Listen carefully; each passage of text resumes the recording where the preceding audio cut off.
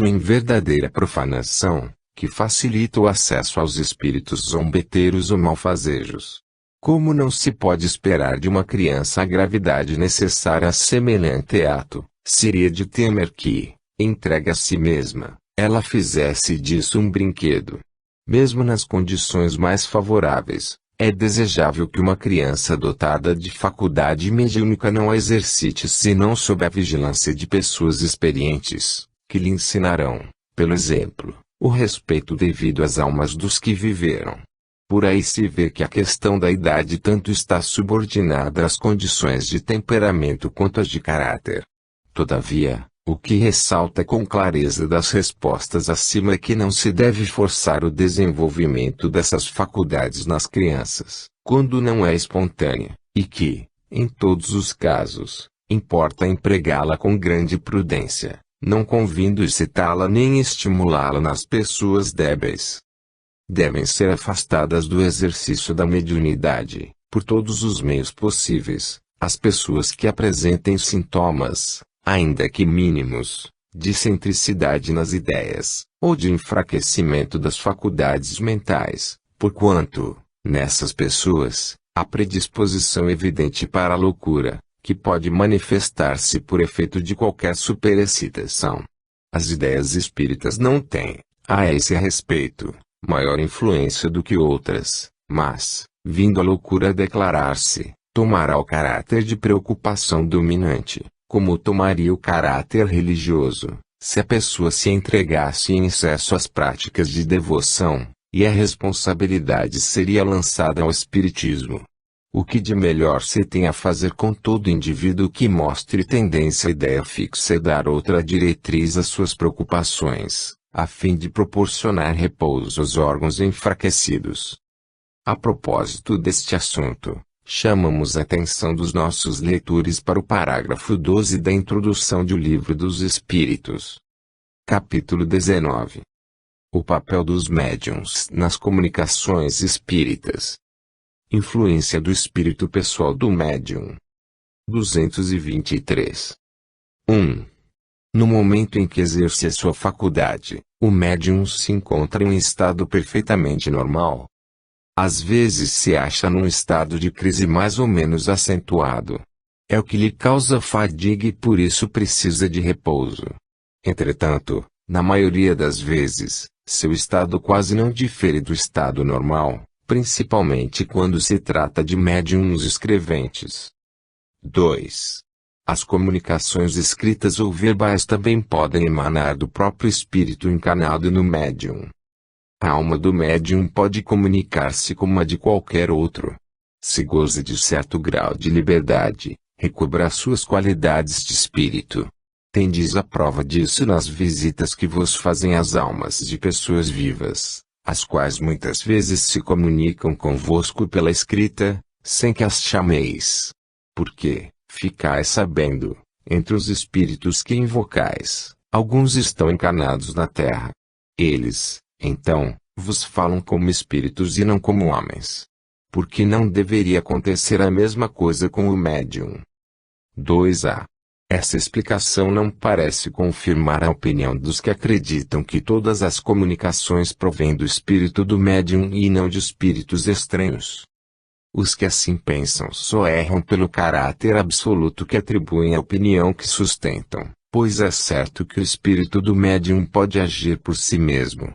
Isso, porém, não é razão para que outros não atuem igualmente, por seu intermédio. 3.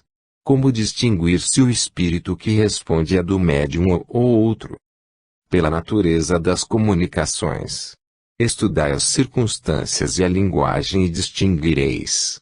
É principalmente no estado de sonambulismo ou de êxtase que o espírito do médium se manifesta, porque então se encontra mais livre. No estado normal é mais difícil. Aliás, há respostas que não se podem atribuir a eles de modo algum. É por isso que vos digo, estudai e observai. Observação: quando uma pessoa nos fala, distinguimos facilmente o que vem dela daquilo de que ela é apenas o eco. O mesmo se verifica com os médiuns. 4. Desde que o espírito do médium pode ter adquirido, em existências anteriores, conhecimentos que esqueceu sobre o invólucro corpóreo, mas de que se lembra como espírito, não poderá ele tirar das profundezas de si mesmo as ideias que parecem ultrapassar o alcance da sua instrução. Isso acontece frequentemente, no estado de crise sonambúlica ou estática. Mas ainda uma vez repito, há circunstâncias que não permitem dúvida. Estudai longamente e meditai. 5. As comunicações que provêm do espírito do médium são sempre inferiores às que possam ser dadas por outros espíritos. Sempre, não, pois o espírito comunicante pode ser de ordem inferior à do médium e, então, falar com menos sensatez. É o que se vê no sonambulismo. Aí, na maioria das vezes, quem se manifesta é o espírito do sonâmbulo, o qual, não raro, diz coisas muito boas. 6. O espírito comunicante transmite diretamente o seu pensamento, ou este tem por intermediário o espírito encarnado no médium. O espírito do médium é o intérprete porque está ligado ao corpo que serve para falar, e por ser necessária uma cadeia entre vós e os espíritos que se comunicam, como é preciso um fio elétrico para transmitir uma notícia a grande distância, desde que haja, na extremidade do fio, uma pessoa inteligente que a recebe e transmita. 7. O espírito encarnado no médium exerce alguma influência sobre as comunicações de outros espíritos que lhe deva transmitir? Sim, porque, se não houver afinidade entre eles, o espírito do médium pode alterar as respostas e assimilá-las às suas próprias ideias e inclinações. Porém, não exerce influência sobre os espíritos comunicantes, autores das respostas. É apenas um mau intérprete. 8. Será essa a causa da preferência dos espíritos por certos médiuns? Não há outro motivo. Procuram um intérprete que mais simpatize com eles e que exprima com mais exatidão os seus pensamentos. Não havendo simpatia entre eles, o espírito do médium é um antagonista que oferece certa resistência, tornando-se um intérprete de má qualidade e muitas vezes infiel. É o que acontece entre vós, quando a opinião de um sábio é transmitida por um homem estuvado ou alguém de má fé. 9. Compreende-se que seja assim quando se trata dos médiuns intuitivos, não, porém, quando se trata dos médiuns mecânicos. É que não percebestes exatamente o papel que o médium desempenha. Existe aí uma lei que ainda vos escapa. Lembrai-vos de que, para produzir o movimento de um corpo inerte, o espírito precisa utilizar-se de uma parcela de fluido animalizado, que toma médium, para animar momentaneamente a mesa, a fim de que esta lhe obedeça à vontade. Pois bem, compreendei igualmente que, para uma comunicação inteligente, ele precisa de um intermediário inteligente, e esse intermediário é o espírito do médium. 9a. Isto não parece aplicar-se às mesas falantes, pois quando objetos inertes, como mesas, pranchetas e cestas dão respostas inteligentes, presume-se que o espírito do médium não tenha nenhuma participação no fato. É um erro. O espírito pode dar ao corpo inerte uma vida artificial momentânea, mas não lhe pode dar inteligência. Jamais um corpo inerte foi inteligente. É, pois, o espírito do médium que, mesmo sem o saber, recebe e transmite o pensamento, sucessivamente, com auxílio de diversos intermediários. 10. Parece resultar dessas explicações que o espírito do médium nunca é completamente passivo. É passivo quando não mistura suas próprias ideias com as do espírito que se comunica, mas nunca é inteiramente nulo. Seu concurso é sempre necessário, como de um intermediário, mesmo quando se trata dos chamados médiuns mecânicos. 11. Não haverá maior garantia de independência no médium mecânico do que no médium intuitivo. Sem dúvida alguma aí, para certas comunicações, é preferível um médium mecânico, mas, quando se conhecem as faculdades de um médium intuitivo, torna-se indiferente, conforme as circunstâncias. Quero dizer que há comunicações que exigem menos precisão. Sistema dos médiuns inertes. 12.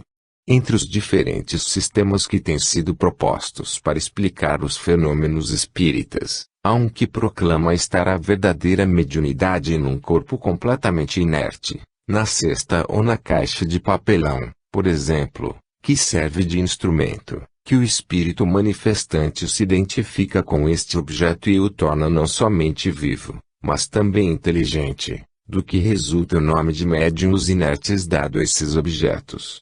Que pensais desse sistema? Poucos se tem a dizer a tal respeito. Se o espírito transmitisse inteligência à caixa de papelão, ao mesmo tempo que a vida, ela escreveria sozinha, sem o concurso do médium. Seria muito estranho que o homem inteligente se transformasse em máquina e que um objeto inerte se tornasse inteligente.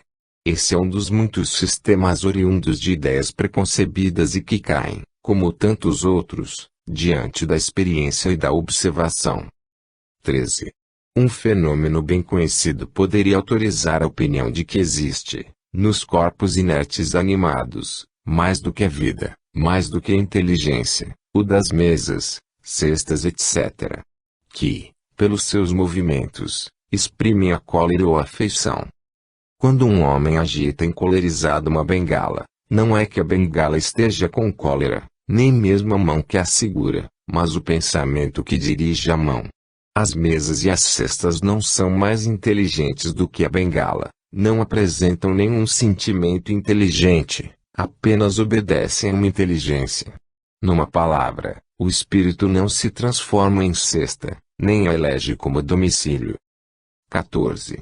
Já que não é racional atribuir-se inteligência a esses objetos, poder-se-á considerá-los como uma categoria de médiuns, dando a eles o nome de médiuns inertes. É uma questão de palavras, que pouco nos importa, contanto que vos entendais. Sois livres para dar a um boneco o nome de homem. 15. Os espíritos só têm a linguagem do pensamento, não dispõem da linguagem articulada, de modo que para eles só há uma língua. Assim sendo, um espírito seria capaz de exprimir-se, por via mediúnica, numa língua que jamais falou quando vivo. E, nesse caso, de onde tira as palavras de que se serve? Acabastes de responder à pergunta que formulastes, dizendo que os espíritos só têm uma língua, que é a do pensamento. Todos compreendem essa língua, tanto os homens como os espíritos. O espírito errante, quando se dirige ao espírito encarnado do médium, não lhe fala francês nem inglês, mas a língua universal que é do pensamento. Para exprimir suas ideias numa língua articulada, transmissível, ele utiliza as palavras do vocabulário do médium. Aptidão de certos médiums para coisas que não conhecem, como línguas, música, desenho etc. 16. Se assim, o espírito só poderia exprimir-se na língua do médium. Entretanto, é sabido que escrevem idiomas que o médium desconhece. Não há aí uma contradição. Notai, primeiramente, que nem todos os médiums são igualmente aptos a esse gênero de exercício e, depois, que os espíritos só se prestam a isso acidentalmente, quando julgam que pode ter alguma utilidade. Para as comunicações habituais de certa extensão, preferem servir-se de uma língua que seja familiar ao médium, porque eles apresentam menos dificuldades materiais a vencer. 17. A aptidão de certos médiums para escrever numa língua que lhes é estranha não provém da circunstância de essa língua lhes ter sido familiar em outra existência e de haverem guardado a intuição dela? Certamente isso pode acontecer, mas não constitui regra. Com algum esforço, o espírito pode vencer momentaneamente a resistência material que encontra. É o que acontece quando o médium escreve, na sua própria língua, palavras que não conhece. 18. Uma pessoa que não sabe escrever poderia escrever como médium. Sim, mas facilmente se compreende que terá de vencer grande dificuldade mecânica, por faltar à mão o hábito do movimento necessário para formar letras. Dá-se a mesma coisa com os médiuns desenhistas, que não sabem desenhar. 19. Um médium de pouquíssima inteligência poderia transmitir comunicações de ordem elevada? Sim, em virtude da mesma razão pela qual um médium pode escrever numa língua que lhe seja desconhecida. A mediunidade propriamente dita independe da inteligência, bem como das qualidades morais. Em falta de instrumento melhor, o espírito pode servir-se daquele que tem à mão. Porém, é natural que, para as comunicações de certa ordem, prefira um médium que lhe ofereça menos obstáculos materiais. Há, também, outra consideração: o idiota muitas vezes só se apresenta como idiota por causa da imperfeição de seus órgãos materiais, podendo seu espírito, no entanto, ser mais adiantado do que se pensa. Tendes a prova disso em certas evocações de idiotas, mortos ou vivos. Observação: este é um fato comprovado pela experiência. Já evocamos inúmeras vezes espíritos de idiotas vivos, os quais deram evidentes provas de sua identidade e responderam com muita sensatez e mesmo de modo superior às questões que lhes foram propostas. Esse estado é uma punição para o espírito, que sofre com o constrangimento em que se vê. Um médium idiota pode, pois, oferecer ao espírito que queira manifestar-se mais recursos do que se pensa. Veja-se, Revista Espírita, julho de 1860, artigo sobre a frenologia e a fisiognomonia. 20. Como se explica a aptidão de certos médiuns para escrever em verso, apesar de ignorantes em matéria de poesia? A poesia é uma linguagem. Eles podem escrever em verso, como podem escrever numa língua que desconheçam. Depois, é possível que tenham sido poetas em outra existência e, como já vos dissemos, os conhecimentos adquiridos jamais são perdidos pelo espírito, que tem de chegar à perfeição em todas as coisas. Nesse caso, o que eles aprenderam no passado lhes dá uma facilidade de que não dispõem no estado habitual, mesmo que não se deem conta desse fato. 21. Do mesmo modo, é assim que se explica a aptidão especial para o desenho e a música. Sim. O desenho e a música também são formas de expressão do pensamento. Os espíritos se servem dos instrumentos que lhes oferecem mais facilidade. 22. A expressão do pensamento pela poesia, pelo desenho ou pela música depende unicamente da aptidão especial do médium, ou também da aptidão do espírito que se comunica. Algumas vezes, do médium, outras vezes, do espírito. Os espíritos superiores possuem todas as aptidões. Os espíritos inferiores só dispõem de conhecimentos limitados. 23. Por que razão um homem dotado de grande talento numa existência deixa de possuir na seguinte? Nem sempre é assim, pois muitas vezes ele aperfeiçoa numa existência o que começou na anterior. Mas pode acontecer que uma faculdade extraordinária dormite durante certo tempo, para deixar que outra se desenvolva. É um germen latente, que tornará a ser encontrado mais tarde, do qual sempre permanecem alguns traços, ou, pelo menos, uma vaga intuição. 224. O espírito que deseja comunicar-se compreende, sem dúvida, todas as línguas, visto que as línguas são a expressão do pensamento e é pelo pensamento que o espírito tem a compreensão de tudo. Mas, para exprimir esse pensamento, ele precisa de um instrumento e esse instrumento é o médium. A alma do médium, que recebe a comunicação do espírito estranho, só pode transmiti-la por meio dos órgãos de seu corpo. Ora, esses órgãos não podem ter, para uma língua que o médium desconheça, a flexibilidade que apresentam para a língua que lhe é familiar. Um médium que apenas saiba o francês poderá, acidentalmente, dar uma resposta em inglês, por exemplo, se ao espírito apraz fazê-lo. Mas os espíritos, que já acham muito lenta a linguagem humana, em confronto com a rapidez do pensamento, a ponto de abreviá-la quando podem, se impacientam com a resistência mecânica que encontram, por isso, nem sempre o fazem. Essa também é a razão por que um médium novato, que escreve penosamente com lentidão, ainda que na sua própria língua, em geral não obtêm mais do que respostas breves e sem desenvolvimento. Por isso, os espíritos recomendam que só se dirijam a tais médiuns perguntas muito simples. Para as de grande alcance, é necessário um médium desenvolvido, que não ofereça nenhuma dificuldade mecânica ao espírito. Não escolheríamos para ler um texto um estudante que estivesse aprendendo a soletrar. Um bom operário não gosta de servir-se de maus instrumentos. Acrescentemos outra consideração de muita gravidade, no que diz respeito às línguas estrangeiras. Os ensaios deste gênero são sempre feitos por curiosidade e por experiência. Ora, nada é mais antipático aos espíritos do que as provas a que tentam submetê-los. Os espíritos superiores jamais se prestam a elas, afastando-se logo que se pretenda enveredar por esse caminho. Tanto se comprazem nas coisas úteis e sérias, quanto lhes repugna se ocuparem com coisas fúteis e sem objetivo. Replicarão os incrédulos, para nos convencermos e esse fim é útil, já que pode conquistar adeptos para a causa dos espíritos.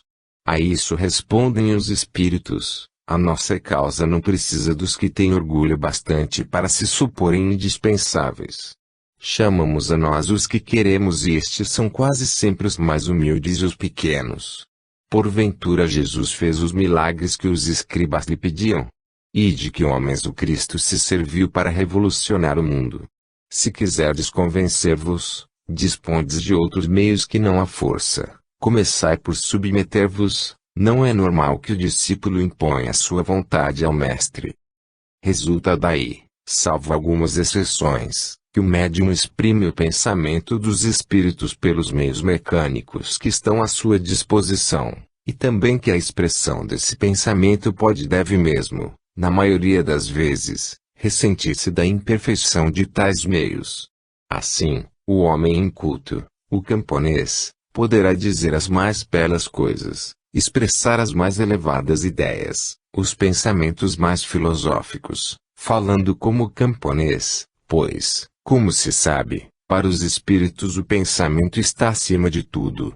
Isto responde a certas críticas a propósito das incorreções de estilo e de ortografia, que se atribuem aos espíritos, mas que tanto podem provir deles como do médium. Apegar-se a tais coisas não passa de futilidade. Não é menos pueril que se atenham a reproduzir essas incorreções com exatidão minuciosa, conforme temos visto fazerem algumas vezes.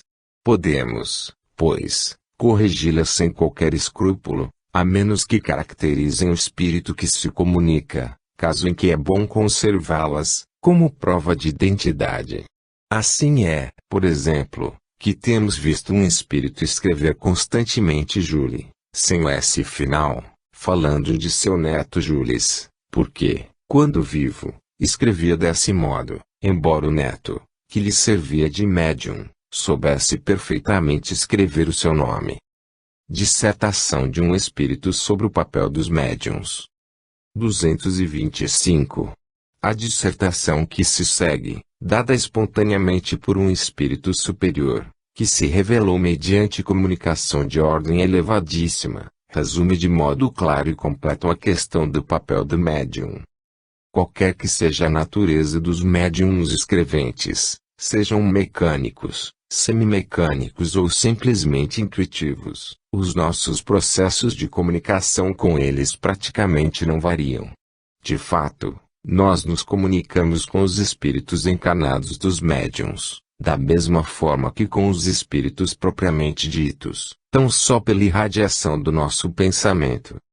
Os nossos pensamentos não precisam do vestimento da palavra para serem compreendidos pelos espíritos. E todos os espíritos percebem os pensamentos que desejamos transmitir-lhes, bastando, para isso, que lhes dirijamos esses pensamentos, em razão de suas faculdades intelectuais.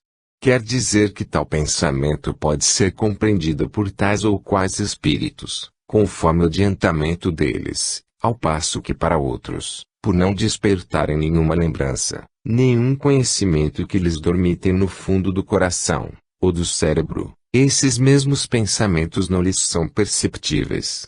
Neste caso, O espírito encarnado que nos serve de médium é mais apto a exprimir o nosso pensamento a outros encarnados, embora não compreenda, coisa que um espírito desencarnado, mas pouco adiantado não poderia fazer, se fôssemos obrigados a servir-nos dele, porque o ser terreno põe seu corpo, como instrumento, à nossa disposição, o que o espírito errante não pode fazer. Assim, quando encontramos em um médium o cérebro repleto de conhecimentos adquiridos na sua vida atual e o seu espírito rico de conhecimentos latentes, obtidos em vidas anteriores, suscetíveis de nos facilitarem as comunicações, preferimos nos servir dele, porque com ele o fenômeno da comunicação se torna muito mais fácil para nós do que com um médium de inteligência limitada e de escassos conhecimentos, adquiridos anteriormente. Vamos nos fazer compreender por meio de algumas explicações claras e precisas. Com um médium cuja inteligência atual ou anterior se ache desenvolvida, o nosso pensamento se comunica instantaneamente de espírito a espírito, graças a uma faculdade peculiar à essência mesma do espírito. Nesse caso, encontramos no cérebro do médium os elementos apropriados a dar ao nosso pensamento a vestimenta da palavra que lhe corresponda, e isto quer o médium seja intuitivo, semimecânico ou inteiramente mecânico. É por isso que, seja qual for a diversidade dos espíritos que se comunicam com um médium, os ditados que este obtém, ainda que procedendo de espíritos diferentes, trazem, quanto à forma e ao colorido, o cunho que lhe é pessoal. Com efeito, apesar de o pensamento não lhe ser de todo estranho, não obstante o assunto esteja fora do âmbito em que ele habitualmente se move, e embora não provenha dele o assunto que nós queremos dizer, nem por isso o médium deixa de exercer influência quanto à forma, pelas qualidades e propriedades inerentes à sua individualidade. É exatamente como se observasseis panoramas diversos, com lentes matizadas, verdes, brancas ou azuis, embora os panoramas, objetos observados, sejam inteiramente opostos e independentes uns dos outros, não deixam por isso de afetar uma tonalidade que provém das cores das lentes. Melhor ainda, comparemos os médiuns a esses recipientes de vidro cheios de líquidos coloridos e transparentes que se vêem nos mostruários dos laboratórios farmacêuticos. Pois bem, nós somos como luzes que clareiam certos panoramas morais, filosóficos e internos, através dos médiuns azuis, verdes ou vermelhos, de tal sorte que os nossos raios luminosos, obrigados a passar através de vidros mais ou menos lapidados, mais ou menos transparentes, isto é, de médiuns mais ou menos inteligentes, só chegam aos objetos que desejamos iluminar, tomando a coloração, ou melhor, a forma de dizer própria e particular desses médiuns. Enfim, para terminar com uma última comparação, nós, os espíritos, somos quais compositores de música que, tendo composto e querendo improvisar uma área, só tem à mão um piano, um violino, uma flauta, um fagote ou uma gaita de 10 centavos. É incontestável que, com o piano, o violino ou a flauta, executaremos a nossa composição de modo muito compreensível para os nossos ouvintes. Embora os sons produzidos pelo piano, pelo fagote ou pela clarineta sejam essencialmente diferentes entre si, nem por isso a composição deixará de ser idêntica em qualquer desses instrumentos, exceto os matizes do som. Mas, se só tivermos à nossa disposição uma gaita de 10 centavos ou um instrumento improvisado, aí está para nós a dificuldade. De fato, quando somos obrigados a servir-nos de médiuns pouco adiantados, o nosso trabalho se torna mais demorado e penoso, pois somos forçados a recorrer a formas incompletas, o que constitui para nós uma complicação.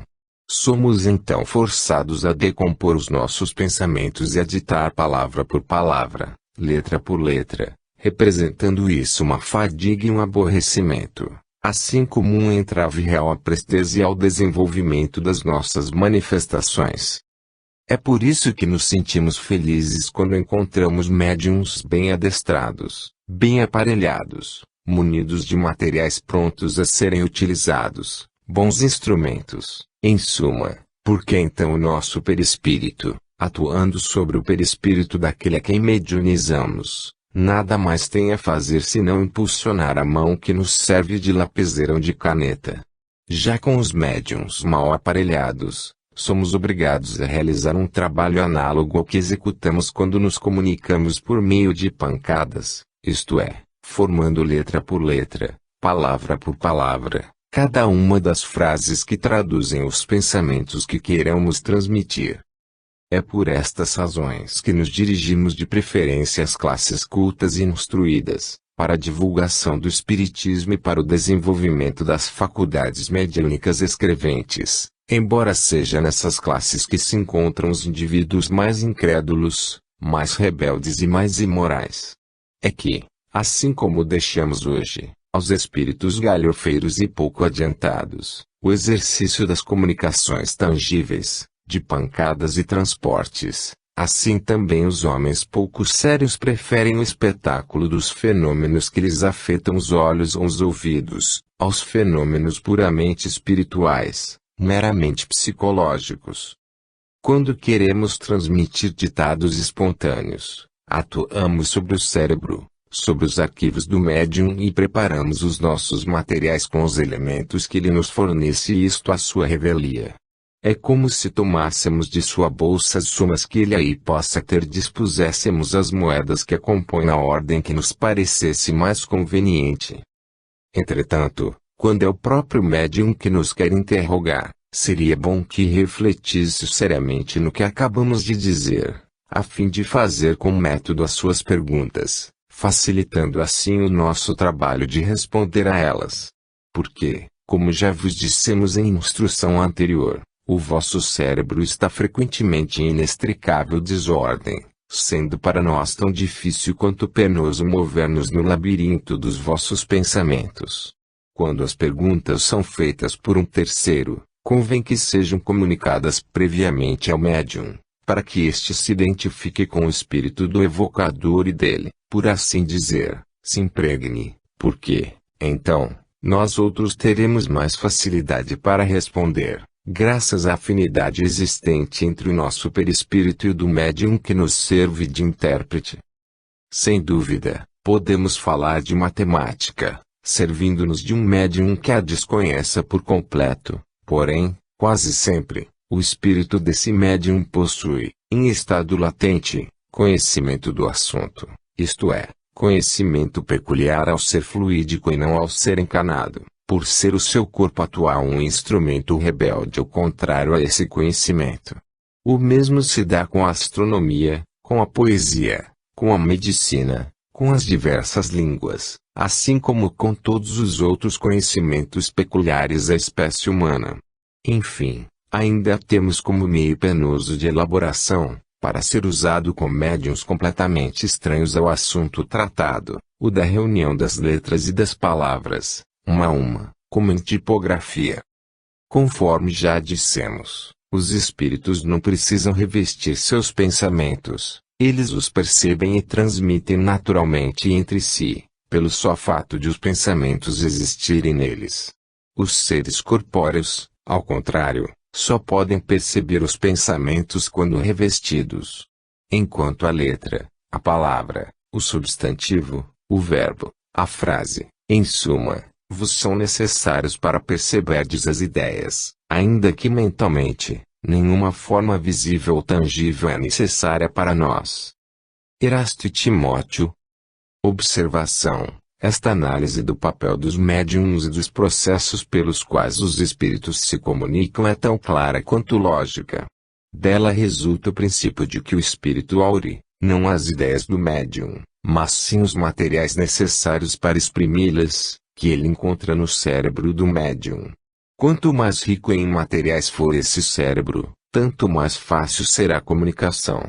Quando o espírito se exprime num idioma familiar ao médium, encontra neste, inteiramente formadas, as palavras necessárias ao revestimento da ideia. Se o faz numa língua estranha ao médium, não encontra neste as palavras, mas apenas as letras. É por isso que o espírito se vê obrigado a ditar, por assim dizer, letra a letra, exatamente como se exigíssemos que escrevesse em alemão uma pessoa que não conheça uma única palavra dessa língua.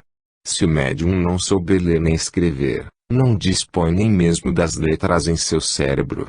Torna-se necessário, então, que o espírito lhe conduza a mão, como se faz a uma criança que começa a aprender, sendo ainda maior, nesse caso, a dificuldade que o espírito encontra para vencer. Estes fenômenos, portanto, são possíveis e deles há numerosos exemplos. Compreende-se, no entanto, que semelhante maneira de proceder se mostra pouco apropriada para comunicações extensas e rápidas, e que os espíritos devem preferir os instrumentos de manejo mais fácil, ou, como eles dizem, os médiuns bem aparelhados do ponto de vista deles. Se os que solicitam esses fenômenos, como meio de se convencerem, tratassem antes de estudar a teoria, haveriam de saber em que condições excepcionais eles se produzem. Capítulo 20. Influência moral do médium. Perguntas diversas. 226. 1.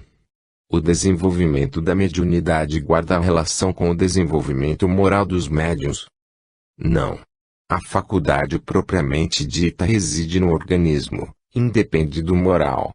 O mesmo, porém, não se dá com o seu uso, que pode ser bom ou mau, de acordo com as qualidades do médium. 2. Sempre se tem dito que a mediunidade é um dom de Deus, uma graça, um favor. Por quê, então, não constitui privilégio dos homens de bem e porque se vêem pessoas indignas que a possuem no mais alto grau e a empregam no mau sentido? Todas as faculdades são favores pelos quais a criatura deve render graças a Deus, visto que há homens que estão privados delas. Poderíeis também perguntar por que Deus concede boa visão a malfeitores, destreza a trapaceiros, eloquência aos que só utilizam para o mal. O mesmo se dá com a mediunidade. Se há pessoas indignas que a possuem, é que precisam dela mais do que as outras para se melhorarem. Pensais que Deus recusa meios de salvação aos culpados? Ao contrário, multiplica-os no caminho que eles percorrem, coloca-os nas mãos deles, cabendo ao homem aproveitá-los. Judas, o traidor, não fez milagres e não curou doentes, como apóstolo. Deus permitiu que ele tivesse esse dom para tornar ainda mais odiosa, aos seus próprios olhos, a traição que praticou. 3. Os médiuns que fazem mau uso das suas faculdades, que não se servem delas para o bem, ou que não as aproveitam para se instruírem, sofrerão as consequências dessa falta. Se as utilizarem mal, serão punidos duplamente, porque têm um meio a mais de se esclarecerem e não o aproveitam. Aquele que vê claro e tropeça é mais censurável do que o cego que cai na valeta. 4. Há médiuns que recebem comunicações espontâneas e quase contínuas sobre o mesmo assunto, sobre certas questões morais, por exemplo, sobre determinados defeitos. Terá isso alguma finalidade? Sim, e essa finalidade é esclarecê-los sobre o assunto frequentemente repetido ou corrigi-los de certos defeitos. É por isso que a uns os espíritos falarão incessantemente do orgulho, a outros, da caridade. Só a insistência com que são tratados esses temas poderá, afinal, abrir-lhes os olhos. Não há médium que empregue mal a sua faculdade, por ambição ou por interesse, ou que a comprometa por causa de um defeito capital, como o orgulho, o egoísmo, a leviandade etc., e que, de tempos em tempos, não receba advertências dos espíritos. O mal é que na maioria das vezes ele não as toma como dirigidas para si mesmo. Observação: os espíritos dão suas lições quase sempre com reserva, de modo indireto, para não tirarem o mérito daquele que sabe aproveitá-las e aplicá-las. Mas o orgulho, a cegueira de certas pessoas é tão grande que elas não se reconhecem no quadro que os espíritos expõem diante dos olhos. Pior ainda, se o espírito lhes dá a entender que é delas que se trata, zangam-se e o qualificam de mentiroso ou malicioso. Basta isso para provar que o espírito tem razão. 5. Quando recebe lições de sentido geral, sem aplicação pessoal, o médium não estará agindo como instrumento passivo, visando a instrução dos outros. Muitas vezes, os avisos e conselhos não lhes são dirigidos pessoalmente, mas a outras pessoas, que só podemos alcançar por intermédio dele. O médium, porém, deve tomar a parte que lhe caiba em tais avisos e conselhos, caso não esteja cego pelo amor próprio. Não creiais que a faculdade mediúnica seja dada apenas para a correção de mal de duas pessoas. Não. O objetivo é mais alto, trata-se da humanidade inteira. Um médium é um instrumento que, como indivíduo, tem pouca importância. É por isso que, quando damos instruções de interesse geral, nós nos servimos dos médiuns que oferecem as facilidades necessárias. Tende, porém, como certo que tempo virá em que os bons médiuns serão muito comuns, de sorte que os espíritos bons não precisarão servir-se de maus instrumentos. 6. Visto que as qualidades morais do médium afastam os espíritos imperfeitos, como é que um médium dotado de boas qualidades transmite respostas falsas ou grosseiras? Conheces, por acaso, todos os segredos da alma humana? Além disso, a criatura pode ser leviana e frívola, sem que seja viciosa, necessitando, às vezes, de uma lição, a fim de se manter vigilante. 7. Porque os espíritos superiores permitem que pessoas dotadas de grande poder como médiuns, e que poderiam fazer o bem, sejam instrumentos do erro. Os espíritos procuram influenciá-las, mas, quando essas pessoas se deixam arrastar por maus caminhos, eles não as impedem. É por isso que se servem delas com a repugnância, visto que a verdade não pode ser interpretada pela mentira. 8. É absolutamente impossível que se obtenham boas comunicações por um médium imperfeito. Um médium imperfeito pode algumas vezes obter boas coisas, porque, se dispõe de uma bela faculdade, não é raro que os espíritos bons se sirvam dele, na falta de outro, em circunstâncias especiais. Mas só o fazem esporadicamente, pois darão preferência a outro que melhor lhes convenha. Observação: deve-se observar que, quando os espíritos bons veem que um médium deixa de ser bem assistido e, pelas suas imperfeições, se torna presa dos espíritos enganadores, quase sempre fazem surgir circunstâncias que revelam os defeitos do medianeiro e o afastam das pessoas sérias e bem-intencionadas, de cuja boa-fé ele poderia abusar. Neste caso, quaisquer que sejam as faculdades que possua, não se deve lamentar o afastamento do médium. 9. Qual o médium que poderíamos qualificar de perfeito? Perfeito. Bem sabes que a perfeição não existe na terra. Se não fosse assim, não estarias nela. Dizei, portanto, bom médium e já é muito, pois eles são raros. Médium perfeito seria aquele contra o qual os espíritos maus jamais ousassem fazer uma tentativa qualquer para enganá-lo. O melhor é o que, simpatizando somente com os espíritos bons, tem sido enganado com menos frequência. 10. Se o médium perfeito só simpatiza com os espíritos bons, como permitem estes que ele seja enganado? Os espíritos bons permitem, às vezes, que isso aconteça com os melhores médiuns, para lhes exercitar a ponderação e para lhes ensinar a discernir o verdadeiro do falso. Depois, por melhor que seja, um médium jamais é tão perfeito que não possa ser atacado por algum lado fraco. Isto lhe deve servir de lição. As falsas comunicações, que de tempos em tempos ele recebe, são avisos para que não se considere infalível, nem se torne orgulhoso. O médium que recebe as coisas mais notáveis não tem por que se vangloriar com isso, como não o tem o tocador de realejo, pois basta que ele acione a manivela do seu instrumento para obter as mais belas canções. 11. Quais as condições necessárias para que a palavra dos espíritos superiores nos chegue isenta de qualquer alteração? Querer o bem, repelir o egoísmo e o orgulho. Ambas essas coisas são necessárias. 12.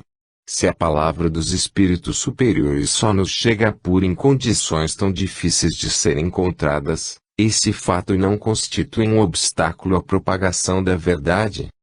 Não, porque a luz sempre chega ao que deseja recebê-la. Todo aquele que queira esclarecer-se deve fugir das trevas, e as trevas se encontram na impureza do coração. Os espíritos que considerais como personificações do bem não atendem de boa vontade ao apelo dos que trazem o coração manchado pelo orgulho, pela cupidez e pela falta de caridade. Que se livrem, pois, de toda a vaidade humana, humilhando a inteligência ante o infinito poder do Criador, todos os homens que desejem esclarecer-se. Esta é a melhor prova da sinceridade que os anima. É uma condição que todos podem satisfazer. 227. Se o médium, do ponto de vista da execução, não passa de um instrumento, exerce, todavia, influência muito grande quanto ao aspecto moral. Visto que o espírito estranho precisa identificar-se com o espírito do médium para que se verifique a comunicação, esta identificação só ocorre plenamente quando há simpatia entre eles, ou afinidade, se assim nos podemos expressar. A alma exerce sobre o espírito livre uma espécie de atração ou de repulsão, conforme o grau de semelhança ou de diferença entre eles. Ora, os bons têm afinidade com os bons e os maus com os maus, de onde se conclui que as qualidades morais do médium exercem influência muito importante sobre a natureza dos espíritos que por eles se comunicam. Se o médium é vicioso, os espíritos inferiores se agrupam em torno dele e estão sempre prontos a tomar o lugar dos espíritos bons que foram evocados. As qualidades que, de preferência, atraem os espíritos bons são a bondade, a benevolência, a simplicidade do coração, o amor ao próximo, o desprendimento das coisas materiais. Os defeitos que os afastam são o orgulho, o egoísmo, a inveja, o ciúme, o ódio, a cupidez, a sensualidade e todas as paixões que escravizam o homem e a matéria. 228. Todas as imperfeições morais são outras tantas portas abertas ao acesso dos espíritos maus. Porém, aqueles exploram com mais habilidade o orgulho, porque é que a criatura menos confessa a si mesma. O orgulho tem perdido muitos médiuns dotados das mais belas faculdades e que, se não fora essa imperfeição, teriam podido tornar-se instrumentos notáveis e muito úteis, ao passo que, presas de espíritos mentirosos, suas faculdades, depois de se haverem pervertido, aniquilaram-se, de sorte que diversos deles se viram humilhados pelas mais amargas decepções. O orgulho se manifesta, nos médiuns, por sinais inequívocos que devem merecer de todos a maior atenção, visto constituir uma das causas mais fortes de suspeição sobre a veracidade de suas comunicações. Começa por uma confiança cega na superioridade das comunicações que recebem e na infalibilidade do espírito que as transmite. Daí um certo desdém por tudo o que não venha deles, já que julgam possuir o privilégio da verdade. O prestígio dos grandes nomes, com que se adornam os espíritos que se dizem seus protetores, os deslumbra, e como neles o amor próprio sofreria, se houvessem de confessar que são ludibriados, repelem todo e qualquer conselho. Chegam mesmo a evitá-los, afastando-se de seus amigos e de quem quer que lhe possa abrir os olhos. Se condescendem em escutá-los, não dão a menor importância às opiniões que emitem, porquanto duvidar do espírito que os assiste seria quase uma profanação. Aborrecem-se com a menor contestação, com uma simples observação crítica, chegando mesmo a odiar as próprias pessoas que lhes prestam serviço. Por não quererem contraditores, os espíritos os arrastam a esse isolamento e se comprazem em lhes alimentar as ilusões, fazendo que considerem coisas sublimes os mais grosseiros absurdos.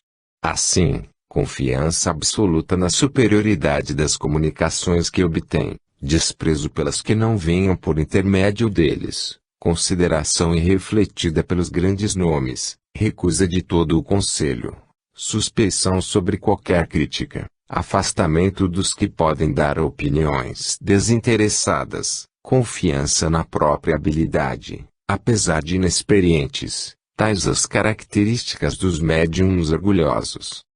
Devemos também admitir que, muitas vezes, o orgulho é despertado no médium pelas pessoas que o cercam. Se ele tem faculdades um pouco transcendentes, é procurado e louvado, julga-se indispensável e logo toma ares de importância e desdém, quando presta o seu concurso ao trem. Por mais de uma vez tivemos motivo de deplorar elogios que dispensamos a certos médiuns, com a intenção de os estimular.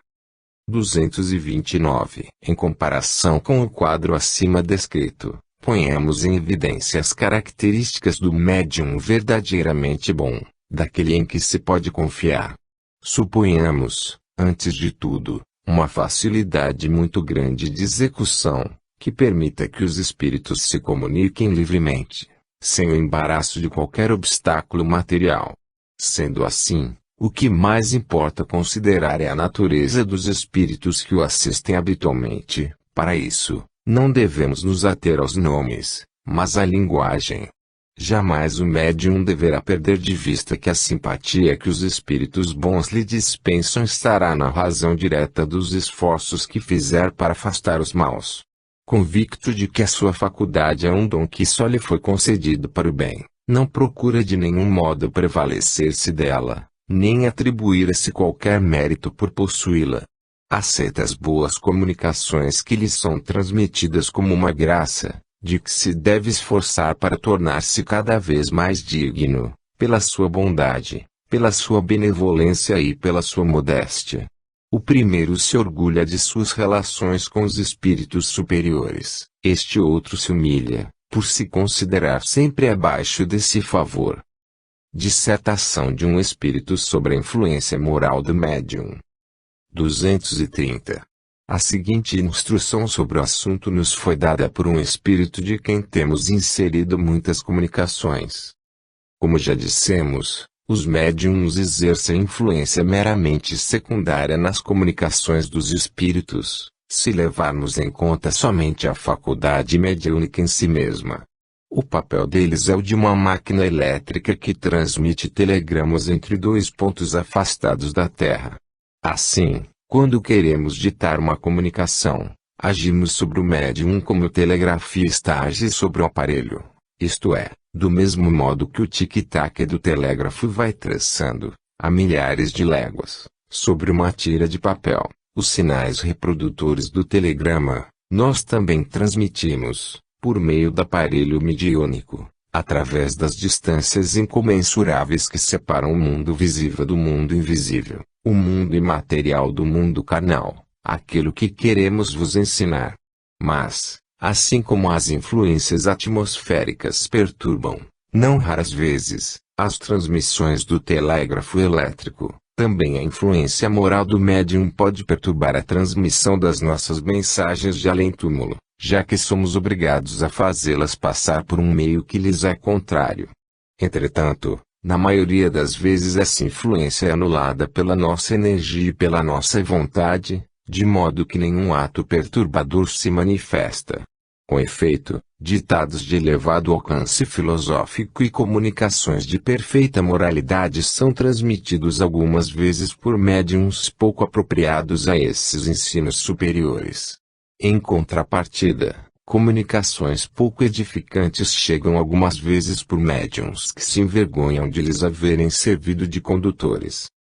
De maneira geral, pode-se afirmar que os espíritos atraem espíritos que lhes são similares, e que raramente os espíritos das Pleiades elevadas se comunicam por aparelhos maus condutores, quando têm à mão bons aparelhos mediúnicos, isto é, quando dispõem de bons medianeiros. Os médiuns levianos e pouco sérios atraem, pois, espíritos da mesma natureza.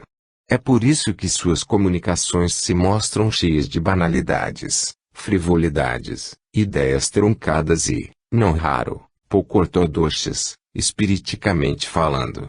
Certamente eles podem dizer, e às vezes dizem, coisas aproveitáveis, Mas é principalmente nesse caso que se deve submetê-los a um exame severo e escrupuloso, porque, no meio de coisas aproveitáveis, alguns espíritos hipócritas insinuam, com habilidade calculada a perfídia, fatos de pura invenção, asserções mentirosas, a fim de iludir a boa-fé dos que lhes dispensam a atenção.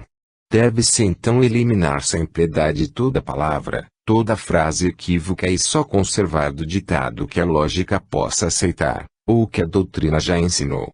As comunicações desta natureza só são de temer para os espíritas que trabalham isolados, para os grupos novos ou pouco esclarecidos, visto que, nas reuniões em que os adeptos estão mais adiantados e já adquiriram experiência, a gralha perde o seu tempo a se adornar com as penas do pavão, acaba sempre desmascarada. Não falarei dos médiuns que se comprazem em solicitar e receber comunicações obscenas. Deixemos que se deleitem na companhia dos espíritos cínicos.